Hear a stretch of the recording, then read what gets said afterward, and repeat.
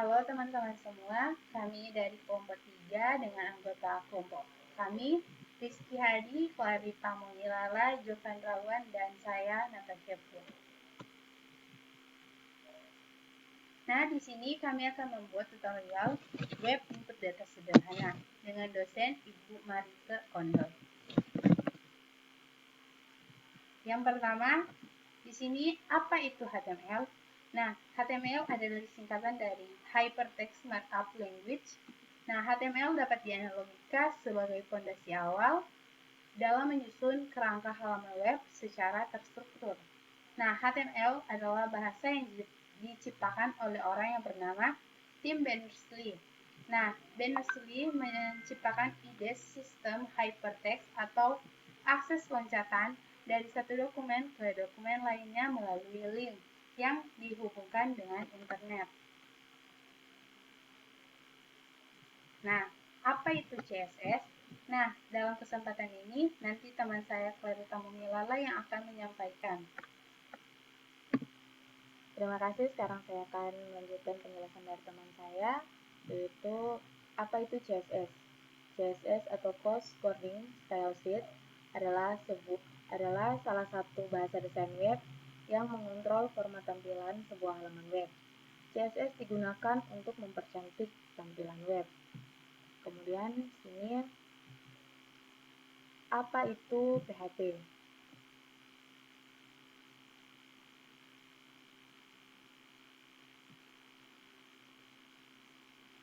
PHP atau Hypertext Preprocessor adalah suatu bahasa pemrograman yang digunakan untuk membuat web dinamis.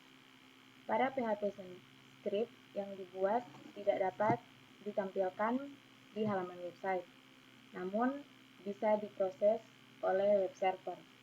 Nah, untuk fungsi dari PHP sendiri, itu untuk membuat atau mengembangkan website yang menggunakan HTML dan CSS, berubah menjadi website yang ada PHP-nya, atau dari website statis berubah menjadi website dinamis.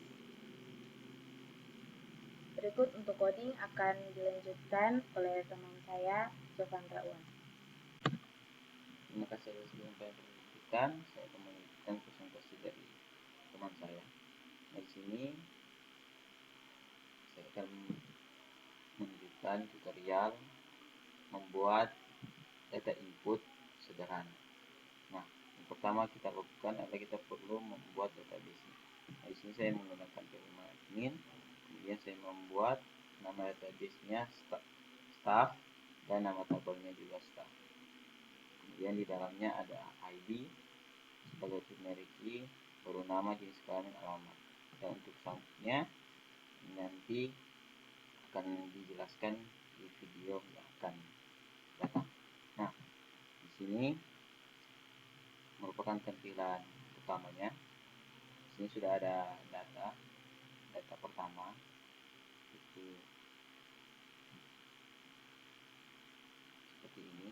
Kemudian ini untuk mengoneksikan ke database. Ini merupakan sintaks dasar dari PHP, yaitu kurang dari tanda tanya PHP, kemudian ditutup dengan tanda tanya bidadari. Kemudian ini koneksi, ini hanya penamaan, terserah kita mau menggunakan seperti apa, namanya seperti apa. Kemudian SQLi connect, ini connect ke localhost, kemudian root. Nah, di sini kalau kita ingin menggunakan password, kita masukkan password. Nah, di sini tidak. Kemudian ini staff, ini adalah nama database. Kemudian kita akan cek koneksi. Jika MySQL connect error, maka koneksi database gagal. Kemudian kita ke coding halaman depannya. Ini sini kita menggunakan form, kemudian ada div di dalamnya untuk mengatur tampilannya seperti ini. Kemudian ini data staff, ini hanya menampilkan teks menggunakan teks Hadoop. Kemudian simbol dan MBSP ini sebagai jarak, untuk mengatur jarak antara teks dengan lembaran tabel. Kemudian di sini call MD12, kemudian padding 4. Call MD12 itu mengatur besar dari kotak ini, memenuhi layar. Kemudian P4 itu mengatur padding agar tidak terlalu rapat ke atas. Tapi di sini tidak terlalu terlihat hasil karena belum menggunakan CSS atau belum menggunakan Bootstrap. Nah, Bootstrap itu merupakan bagian dari CSS yang mempermudah membuat desain web. Nah, di sini saya akan mengaktifkan, saya akan membuat link untuk memanggil Bootstrap. Nah, di sini kemudian kita refresh. Nah, otomatis akan menjadi seperti ini. Kemudian untuk menampilkan data yang ada seperti ini, kita mengoneksikan ke koneksi.php agar semua data yang ada di database bisa diambil. Kemudian di sini ada ID sama dengan 1. ID itu merupakan nomor yang ada di primary key yang ada di database yang saya buat auto increment. Kemudian saya memberikan nilai 1 untuk melakukan perulangan sebanyak data yang akan kita tambahkan atau kita input, maka akan menampilkan sebanyak data tersebut. Kemudian di sini ada echo ID plus ini untuk menambahkan nilai ID dari 1, 2, 3 dan seterusnya. Kemudian echo $D nama, D itu adalah data MySQL fetch array, kemudian menampilkan jenis kelamin, kemudian alamat. Nah, di sini saya menambahkan aksi yaitu hapus data, dimana ketika kita akan mengklik hapus, maka data yang telah kita masukkan akan terhapus. Nah, kemudian ada tambah data. Tambah data dimana jika kita klik maka kita akan diarahkan ke form input data. Kita coba. Di sini ada tambah data. Kita klik. Nah, kita akan memasukkan data staff. Kita coba ke Clarita Mongilala. Kemudian jenis kelamin ini menggunakan jenis kelamin ini kita gunakan input tipe radio atau input tipe radio. Kemudian kita pilih perempuan, kemudian alamat Politeknik Permata. Coba kemudian simpan.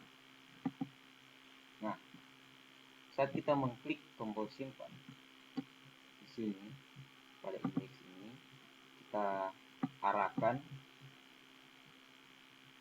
pada tambah data.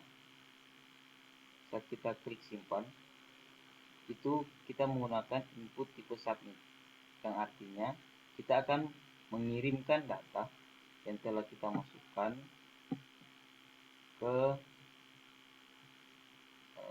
action tambah aksi.php, di mana kita menggunakan metode post. Kemudian tambah aksi di sini. Nah, di sini kita menggunakan sintaks PHP include koneksi.php. Itu artinya kita mengkoneksikan ke database. Kemudian kita menangkap data yang dimasukkan tadi, data yang telah kita input tadi, kita ambil. Kemudian di sini ada ID. ID itu primary key auto increment, atau tidak, kalau di web itu tidak harus diisi karena sudah terotomatis. Coba di sini kasih perempuan. Nah, nomornya otomatis.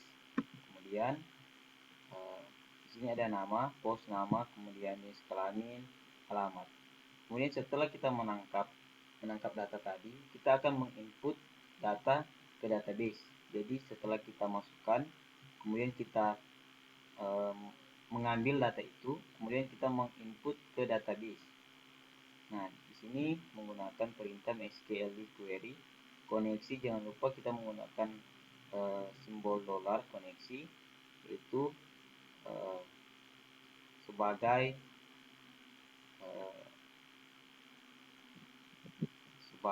syarat untuk terkoneksi ke database. Nah, di sini kita masukkan perintah insert into staff values. Nah, insert into staff ini sudah bukan lagi database, melainkan ini nama dari tabel. Tabel tadi kebetulan saya membuat nama tabel yaitu staff. Dan insert into staff values, di mana ID, nama, jenis kelamin, dan alamat. Nah, kemudian kita mengalihkan alamat kembali ke indeks. Setelah kita menginput data ke database, kita mengalihkan halaman kembali ke index.php, yaitu header location index.php. Nah, seperti yang tadi, setelah kita mengklik simpan, maka kita akan kembali ke halaman utama atau ke halaman tempat data itu tersimpan. Nah, kemudian di sini ada aksi. Aksi ini untuk jika kita ingin menghapus data, kita tinggal mengklik datanya, kita tinggal mengklik link hapusnya, maka itu akan terhapus. Nah, untuk menghapus data itu indeks. Nah, di sini hapus data kita arahkan ke hapus.php. Nah, di hapus.php kita buat lagi, kita koneksikan lagi ke database. Kemudian kita menangkap data ID. Kenapa ID? Karena ID ini merupakan primary key. Jadi otomatis ketika kita menangkap ID, satu ID itu tidak dimiliki oleh data lain. Jadi data satu itu tidak sama ID-nya dengan data lain. Kita menggunakan ID sebagai primary key. Kemudian kita menghapus data dari database dengan cara MySQL query koneksi, kemudian delete from staff. Staff ini sekali lagi ini adalah tabel nama tabel. Delete from staff, where itu di mana ID sama dengan, jika di sini misalnya ID sama dengan 2, maka ketika kita hapus, yang terhapus adalah ID 2-nya, ID yang kedua. Nah, kemudian setelah kita menghapus, ini akan mengarahkan atau mengalihkan halaman kembali ke index.php atau halaman depan seperti ini. Nah, kemudian saya akan menjelaskan tentang CSS. Di sini saya tidak terlalu banyak memasukkan CSS karena Bootstrap sudah cukup membantu dalam mendesain sebuah web. Nah, di sini saya hanya menggunakan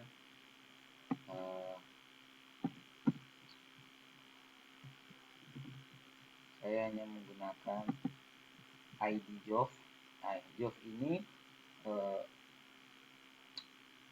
hanya penamaan dari sebuah ID. Kemudian kita memanggil file CSS-nya di head pada index.php. Contoh di sini link rel style sheet, kemudian tipe teks CSS, kemudian href ini merupakan alamat style.css. Jadi ketika ini kita masukkan di dalam indeks ini, maka maka style.css ini akan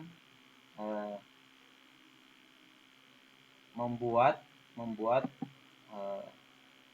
ID job yang di dalam ID job ini, yaitu di dalam div pertama, div di dalam kota itu, dia akan membuat warnanya seperti perintah yang telah kita masukkan, yaitu background color RGB 220 220 220. Kemudian font family ini untuk membuat jenis hurufnya.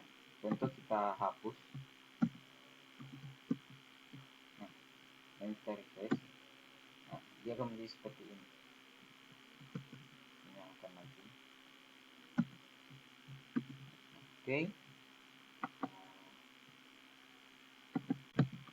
Sekian presentasi dari saya, dan nantinya akan dilanjutkan oleh teman saya. Demikianlah video tutorial dari kelompok kami. Jika ada salah-salah kata, mohon dimaafkan. Terima kasih.